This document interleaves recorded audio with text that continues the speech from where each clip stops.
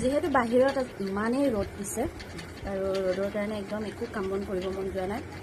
তাৰ দ্বিতীয়তে মই সেইদিনাখন যে আপোনালোকক দেখাইছিলোঁ কাপোৰযোৰ, আৰু সেইযোৰো এযোৰ লগাই থৈছোঁ আৰু একেযোৰকে কৰি থাকিব মন নাযায় দিয়কচোন।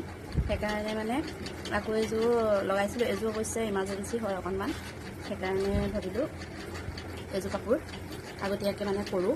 আৰু এযোৰ ফুলটো এনেকৈ দিছোঁ। এইটো কেনেকুৱা লাগিছে ফুলটো জনাব দেই। আৰু কাপোৰযোৰ মানে কৰিও ভাল লাগিছে বাৰু। এইটো DMCত কৰিছোঁ, DMC বুলি, সেইটো আছিলে এংকৰ গুলিৰে, গুজৰাটী চিলাই যিহেতু। তাৰপাছতে এটা কাৰণে মানে আজি ভিডিঅ'টো কৰিলোঁ। যিহেতু আমি মহিলাবিলাকে অকল নিজৰ হাজবেণ্ডৰ ওপৰতে বা হাজবেণ্ডৰ ভৰসাতে চলিবলৈ বিচাৰিলে নহয়। কাৰণ এখন ঘৰ এজন পুৰুষে কিমান কষ্টত চলাই নহয়নে বাৰু। ইমান চকুলীয়া ৰ'দ, এনেকুৱা চকুলীয়া ৰ'দত যেতিয়া মানুহজনে কাম কৰিব যায়, তেতিয়া ঘৰৰ ভিতৰত ফেনৰ তলত বহি পেলাই জানো এনেই টাইম পাছ কৰি থাকিবলৈ মন যাব কওকচোন। যিহেতু মোৰ বিচাৰ মানে বিবেচনাৰেহে মই কৈছোঁ দেই। কাৰণ মই কৰোঁ বুলি বা চবেই কৰিব সেইটো কথা নহয়।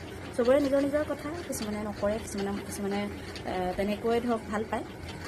কিন্তু মই মানে মোৰ এতিয়াই নহয়, মানে আগৰ পৰাই অভ্যাস। মই অকল মানুহজনৰ ওপৰতে মানে মই এনেকৈ ভৰসা কৰি বহি থাকিব নোৱাৰোঁ।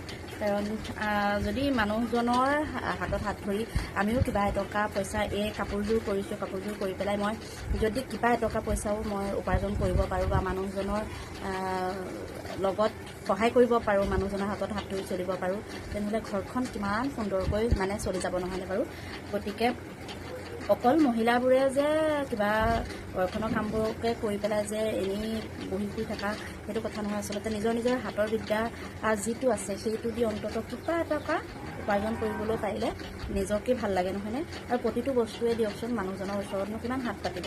গতিকে মানে নিজে কিবা এটা কৰিবলৈ পালে কিবা এটা ভাল লাগে। আৰু মই যিহেতু মানে তেনেকৈ এতিয়া নহয় অতীজৰ পৰাই মানে অকল বহি থাকিব পালে বেয়া পাওঁ।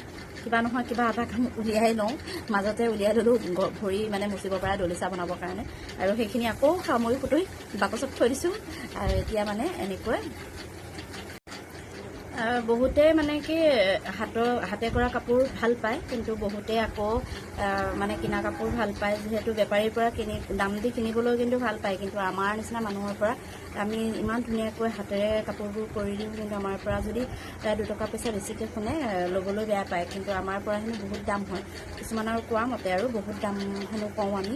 কাৰণ চাওকচোন, আমি কাপোৰ কৰা মানুহবোৰে বুজি পাওঁ নহয় জানো। আৰু আপোনালোকেও যিসকলে এনেকৈ হাতেৰে চিলাই কৰে তেওঁলোকে অন্ততঃ বুজি পায় যে কিমান কষ্ট এনেকৈ তলমূৰ কৰি মানে বেজিটো এনেকৈ ওলোৱা সোমোৱা কৰি থকাটো কিমান বেছি কষ্ট, একেঠিৰে এটা বস্তু চাই থকাটো।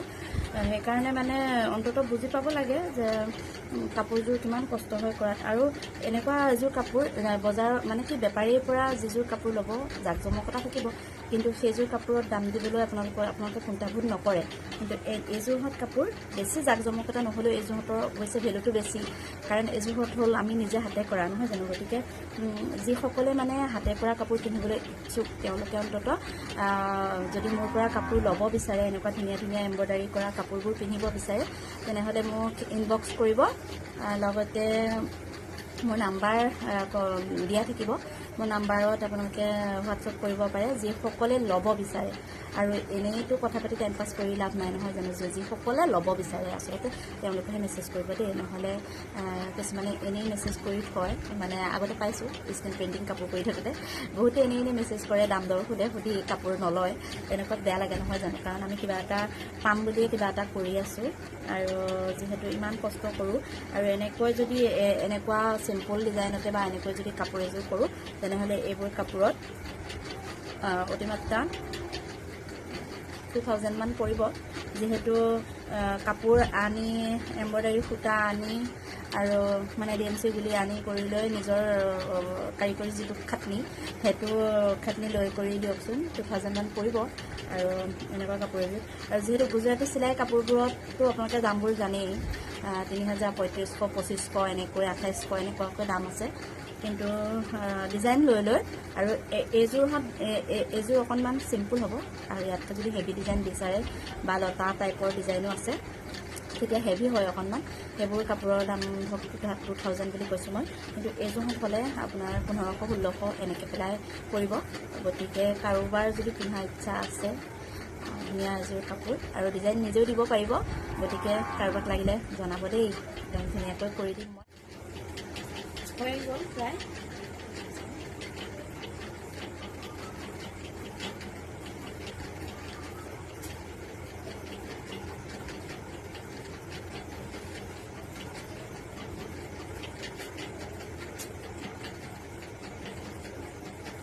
কেনেকুৱা লাগিছে জনাব দেই, একদম দেখিবলৈ কেনেকুৱা লাগিছে জনাব। আৰু বহুত বেছি কষ্ট হয় এইবোৰ কৰোঁতে, কিন্তু বহুতেই বুজি নাপায়, কি ক'ম। আৰু এয়া চাওকচোন, এয়া দেখিছেনে, মাজত ধুনীয়াকৈ ষ্টন লগোৱা আছে। এয়া ওচৰৰ পৰা দেখাই দিছোঁ, এয়া চাওক, মাজত ষ্টন লগোৱা আছে। আৰু এইটো মাজত হ'ব, যেতিয়া কাপোৰযোৰ সম্পূৰ্ণ হ'ব তেতিয়া এই মাজৰ মিডিলটোত এইটোত ধুনীয়াকৈ এটা ষ্টন হ'ব, অকণমান ডাঙৰ চাইজৰ ষ্টন হ'ব। কিন্তু কাপোৰযোৰ মানে সম্পূৰ্ণ হ'লেহে, চাদৰখন বনাব আছে, মেখেলাখনহে হৈছে।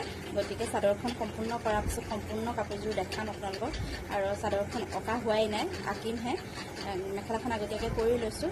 গতিকে তেনেকুৱা পালে জনাবলৈ নাপাহৰিব। আৰু যিসকলক মানে কাপোৰৰ প্ৰয়োজন হয় তেওঁলোকে অন্ততঃ মোক ইনবক্স কৰিব। অৱশ্যে মোৰ মমিজ ব্লগ এণ্ড ছঙৰ পেজটোত মোৰ মেছেজৰ মানে যিটো মানে ধৰক ইনবক্সৰ সেইটো কিবা এটা হৈ আছে। গতিকে মোক মমি দেৱীত মোৰ আৰু এটা প্ৰফাইল আছে, মমি দেৱী বুলি পেলাই আছে। যিসকল ইচ্ছুক তেওঁলোকে অন্ততঃ মোৰ প্ৰফাইলত গৈ পেলাই ইনবক্স কৰিব, মেছেজ কৰিব। যদি কাপোৰৰ প্ৰয়োজন হয় তেনেহ'লে দাৰদম কৰি পেলাই তাৰপিছত কিমানত পাৰোঁ দিবলৈ আপোনালোকক চেষ্টা কৰিম, আৰু যেনেকৈ বিচাৰে তেনেকৈ আপোনালোকক বনাই দিবলৈ চেষ্টা কৰিম। যিহেতু আমি এইবিলাক কৰি ভাল পাওঁ, আৰু কৰাটো ভাল পোৱাটো বুলিয়ে নহয়, আচলতে কিবা এটকা উপাৰ্জনো হৈ থাকে তাৰ পৰা, আৰু মনটোও ভাল লাগি থাকে নহয় জানো। গতিকে ভিডিঅ'টো চাই থকাৰ বাবে বহুত বহুত ধন্যবাদ। Bye bye.